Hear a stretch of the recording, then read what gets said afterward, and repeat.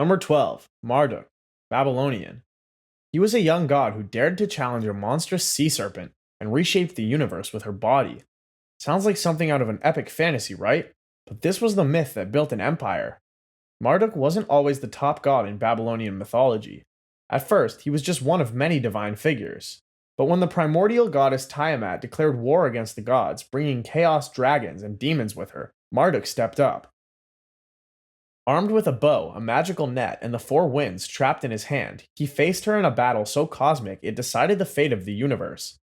He shot an arrow straight into Tiamat's heart and split her body in two. Half became the sky, half became the earth. That's not just poetic. Ancient Babylonians believed the stars and constellations were set into place by Tiamat's remains. Marduk even fashioned rivers from her tears.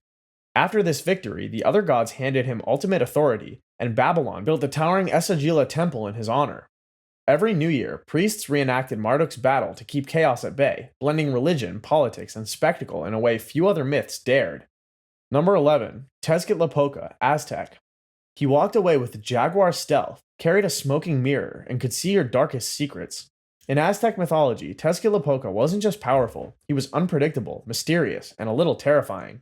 The name Tezcatlipoca means smoking mirror, referring to the polished obsidian mirrors Aztec priests used for divination.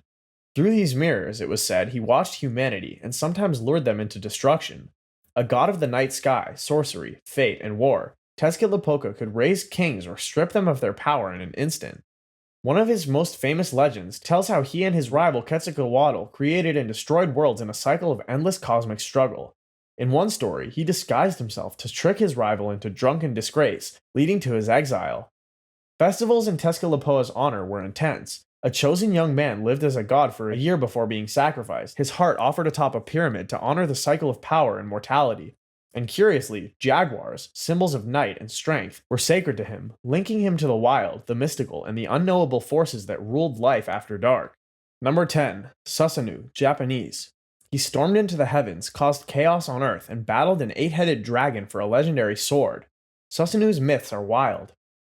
In Japanese Shinto mythology, Susanoo is the god of storms and the sea, famous for his temper and impulsive acts.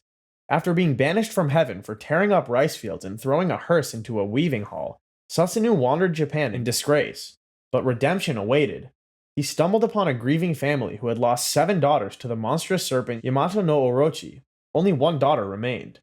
Determined to save her, Susanoo devised a plan. He brewed 8 vats of strong sake and placed them at 8 gates. When the serpent arrived, each head drank until it passed out. Susanoo cut off all 8 heads, finding the legendary sword Kusanagi no Tsurugi inside the tail, a blade that would later become one of Japan's imperial regalia.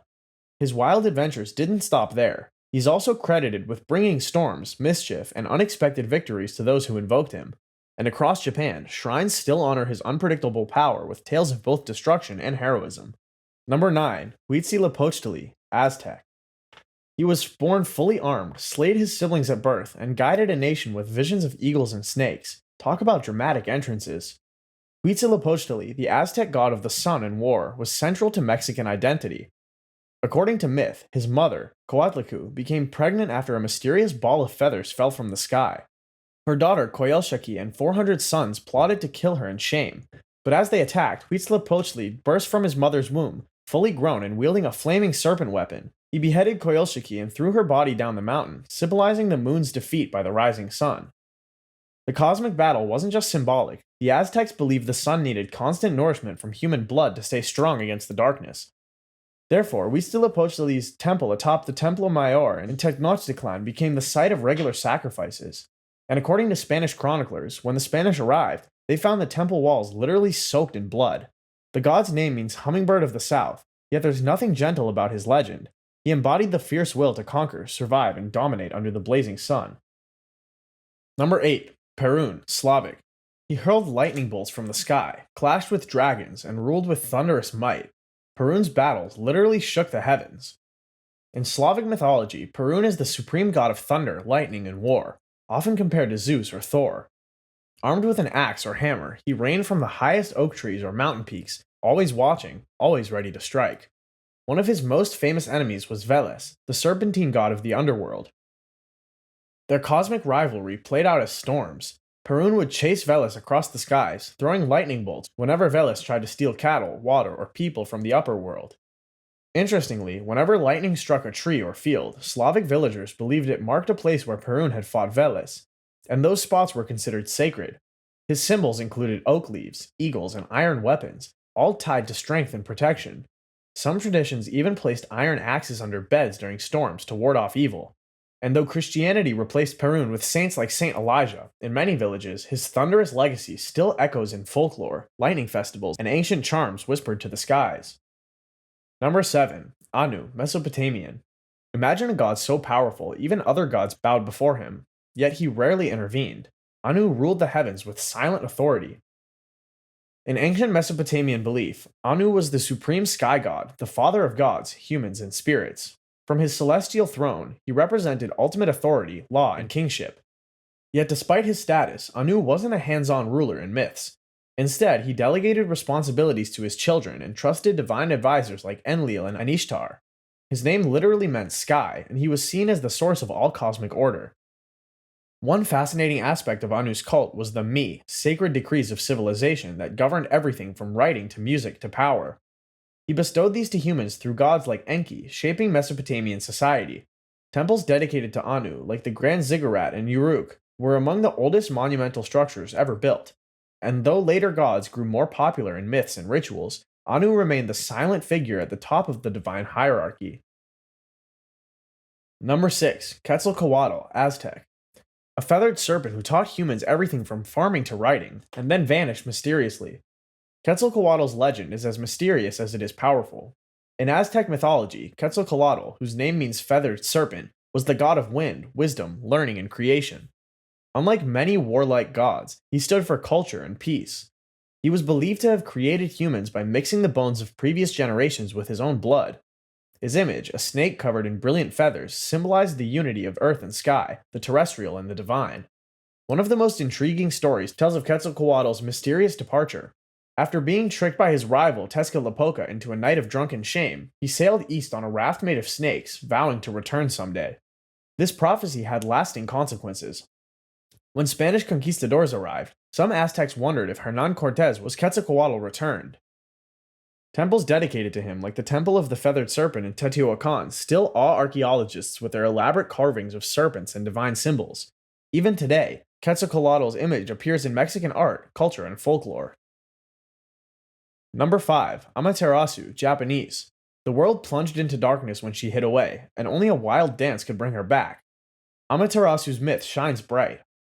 Amaterasu, the Japanese sun goddess, is one of the central figures in Shinto belief and the ancestral deity of Japan's imperial family. According to legend, she became so furious with her brother Susanu's chaotic behavior that she sealed herself inside a cave, plunging the world into eternal night. Crops failed, spirits grew restless, and gods panicked. To lure her out, the gods staged a celebration outside the cave. Ame no Uzumi, the goddess of dawn, danced so wildly and hilariously that the other gods' laughter piqued Amaterasu's curiosity. When she peeked out, they revealed a mirror, tricking her into stepping outside, and light returned to the world. Her sacred mirror, along with the sword and jewel, became the imperial regalia of Japan, symbolizing her divine connection to the emperor. To this day, the Ise Grand Shrine is dedicated to her, rebuilt every 20 years to honor her eternal purity. Amaterasu's story isn't just about sunlight, it's about renewal, harmony, and the balance between chaos and order, inspiring festivals and rituals throughout Japan's long history. Number 4. Shiva, Hindu. He dances at the end of the world, holds the river Ganges in his hair, and carries a serpent around his neck. Shiva's power is both terrifying and beautiful. In Hindu mythology, Shiva is known as the destroyer within the sacred Trimurti, alongside Brahma, the creator, and Vishnu, the preserver. But destruction, in Shiva's world, isn't simply ruin, it's transformation, clearing space for new creation. He's often depicted meditating deep in the Himalayas, wrapped in tiger skins, ash smeared across his skin, with the third eye that, when opened, can incinerate anything. One of his most iconic images is Nataraja, the Lord of Dance, performing the Tandava, a cosmic dance that symbolizes the rhythms of creation, preservation, and destruction. According to legend, the Ganges River flows from his matted locks after he caught its descent from heaven, softening its fall to save the earth. Shiva's followers revere him as the ultimate ascetic and a wild, unpredictable force. Temples like Kedarnath and Kashi Vishwanath draw millions of devotees every year, each seeking his blessing for release from the cycle of rebirth, a god who offers both the end and the beginning in every gesture. Number 3. Ra, Egyptian. Every sunrise was a victory over darkness, and every night he battled a serpent beneath the earth. Ra's daily journey was nothing short of cosmic warfare. Ra, the Egyptian sun god, was one of the most important deities in ancient Egypt.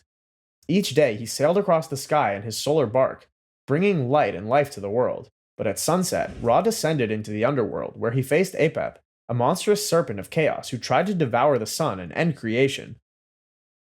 Every night, Ra's victory was never guaranteed. His triumph meant sunrise, but failure meant eternal darkness. Pharaohs claimed their authority by aligning themselves with Ra, often called sons of Ra, to legitimize their divine rule. Temples like Heliopolis became major centers of worship, and obelisks were raised as symbols of his sun rays. Interestingly, Ra eventually merged with other gods like Amun to form Amun-Ra, a supreme composite deity. And in Egyptian art, his falcon head crowned with a solar disk remains one of the most iconic divine images in history. Every morning, when the sun rose over the Nile, it wasn't just another day, it was proof that Ra had won again.